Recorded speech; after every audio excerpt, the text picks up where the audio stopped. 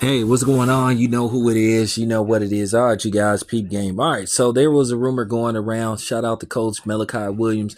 He did an interview with Rick Glazier. Real informative and very interesting interview. And basically, Rick Glazier said that, or should I say, Rick Glazier claims that Steve Fulton threatened to leave the PBC because Al Haymon tried to interfere with basically Steve Fulton and Inoue, whatever his name is, going down, in which Steve Fulton suffered a knockout loss. He was basically beat the hell up by Inoue. So at the end of the day, he walked away with $3 million. At least he got $3 million to take an ass whooping like that. So, at the end of the day, he lost in the ring, but he won as far as his bank account go. So, it's a win situation for Steve Fulton. If I'm gonna get beat up like that, at least I'm gonna have some millions in my bank account to take an ass whooping like that he took.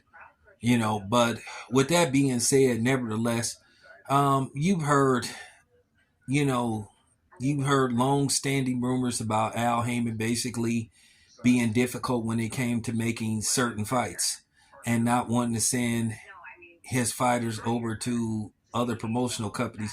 Now, of course, you had the least attorney lying and caping like he always do because he's a PBC fanboy and he stays lying. Him along with a lot of other dudes you know, that sit up there and make excuses for the PBC sometimes interfering with fights. Now, don't get me wrong, everybody's had their turn in not making fights happen. It's enough blame and finger pointing to go around.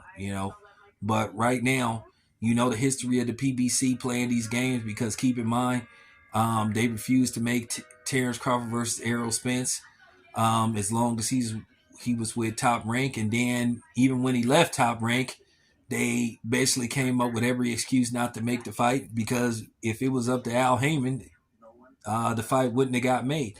And you just heard these long-standing rumors about Al Heyman being difficult when it comes to making certain fights. Now, I know there's fights about to get made now due to the fact that Al Heyman doesn't have any more backup TV networks to bring fights to.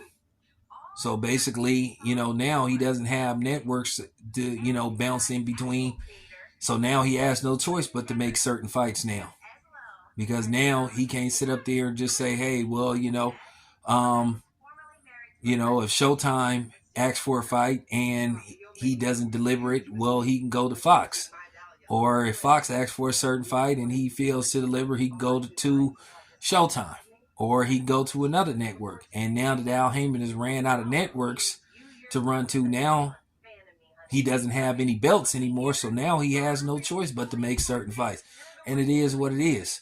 And ask me, do I give a fuck about you guys being mad because I'm coming down on the PBC for not giving us certain fights? At the end of the day, I've said this and I'm going to say this again. I'm not getting paid to sit up here and tell fighters what promotional company to go to and all that stuff. And I'm not going to sit up here and tell fighters how much money that I think they should take. That's not my job. Because at the end of the day, the same way we sit up here telling somebody how much we think they should get paid, how would you guys like it if somebody was telling you on your job how much you think you should get paid? Isn't this why we have unions and isn't this why we ask for raises? Because we feel like if we're doing a more than substantial job, we should be compensated. That's just real talk. That's just not how I roll. Because I've been in the union for uh, a while, so I know my worth, and I'm not gonna let nobody tell me how much they think I should get. It's easy for some motherfucker sitting up behind a computer who ain't never been in a boxing ring ever in their life.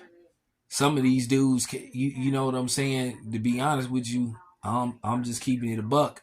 If you see how some of these dudes look, I ain't six packed out like I used to be, but it is what it is. I can still move, but I'm just keeping it a buck. So it's easy for somebody to sit behind a computer and sit up there and tell somebody, oh, you need to take this. You need to take that, and that's why I laugh at a lot of these fake niggas on here. You know, they love to sit up and tell they favorite fighter how much they think they should offer somebody. And like I said, at the end of the day, I'm not gonna sit up and do that. So you can just count me out as far as like trying to devalue a person, and especially a black person.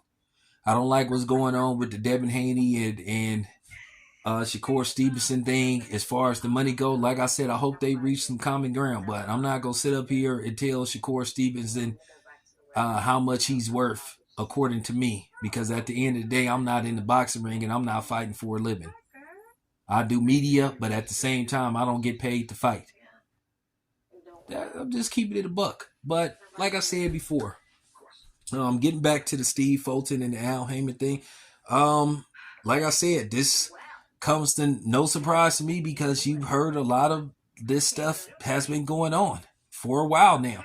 At the end of the day, people sit up here and praise the PBC, old Al Haymon, but then if you look at what's going on, a lot of these fighters are not even getting 2 fights a year.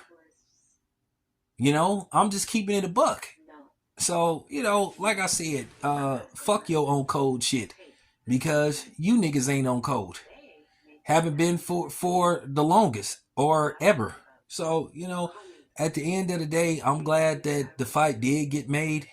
But at the end of the day, I'm not finna keep celebrating somebody and giving them props for something they supposed to do, which is make the best fights available for the fans. That sounds stupid. Oh, he's giving us the fights we want. Yeah? For real. I'm just keeping it a buck. But anyway, this your boy Town. I'm out.